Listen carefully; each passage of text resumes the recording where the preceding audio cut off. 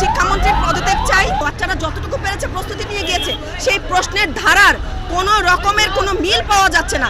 আপনারা কি চাচ্ছেন আমাদের বাচ্চাদেরকে ফার্মের মুরগি প্রমাণ করার জন্য যা খুশি তাই করবেন আর আমরা ঘরে বসে থাকবো? না, এটা হতে পারে না। আমার সন্তানদের সাথে অন্যায় হয়ে যাচ্ছে, হয়ে গেছে।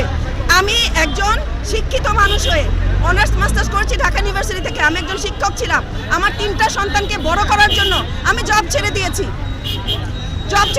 NTRC আমি ডাবল পাস করা, স্কুল কলেজ দুটোই। আমার চাকরি হয় না, কারণ আমার রাজনৈতিক কোনো ট্যাগ নাই আমার গায়ে। তাহলে পরে এই যে আমরা যারা আমার সন্তানদেরকে বড় করার জন্য নিজেকে স্যাক্রিফাইস করছি, তারা কি মুরগি? Am I a cock? Am I a hen? মনে হয় আমাদের সন্তানদেরকে আমরা পড়াই নাই।